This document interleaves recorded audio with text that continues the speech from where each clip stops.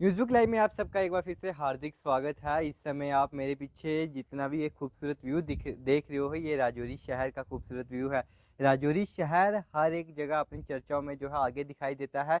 चाहे इससे कोई तीर्थ स्थल कहा जाए, चाहे किसी चीज़ में भी देखा जाए, तो राजौरी शहर खूबसूरत शहर है। और राजौरी अपनी बातों पे और अपने कामों पर हर जगह आगे रहता है। राजौरी को राजवाड़ों की धरती कहा जाता है। यहाँ पर राजा महाराजा जो है रहा करते थे।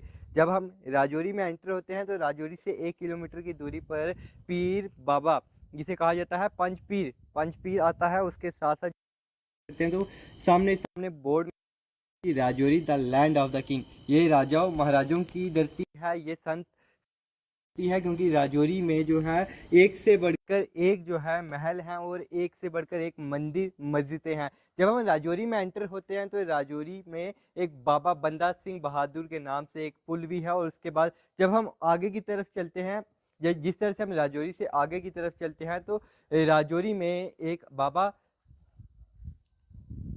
राजौरी में जिस तरह से हम एंटर होते हैं तो वहाँ पर पीर बाबा पंच पीर जिसे कहा जाता है। और उसके बाद राजौरी में फिर हम थोड़ी सी आगे की दूरी में तय करते हैं तो राजौरी के सामने बोर्ड में लिखा हुआ होता है the land of the king, राजाओं महाराजों की धरती है। और राजौरी में हम जिस तरह से ही एंटर करते जाएंगे तो हमें कहीं ना कहीं ब्रिज आते हैं। जो पहला ब्रिज आता है उसे कहा जाता है बाबा बंदा सिंह बहादुर। और उसके बाद जिस तरह से हम आगे चलते हैं तो कहा एक ब्रिज का नाम आता है अब्दुल्ला ब्रिज।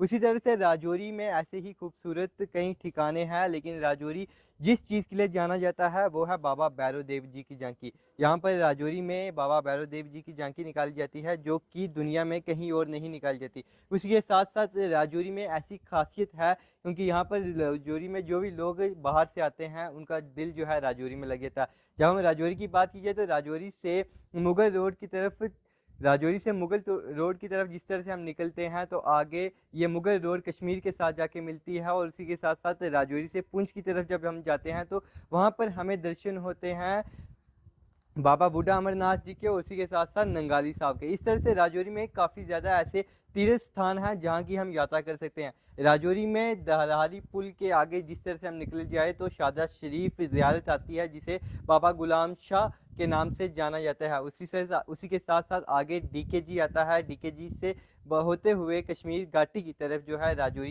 ये निकालता है। राजौरी एक ऐसा शहर है जहाँ पर कहीं से भी लोग आते हैं और राजौरी की खूबसूरती को देखकर उन्हें वापस जाने का जो है दिल नहीं करता। राजौरी संतों की धरती है, राजौरी पीर फकीरों की धरती है। और राजौरी को जो है राजवाड़ों की धरती कहा जाता है। राजौरी राजाओं की धरती भी कहा जाता है। राजौरी में ऐसी ऐसी जगह हैं जहाँ पर लोग जिस जगह को देखकर जो है आकर्षित हो जाते हैं।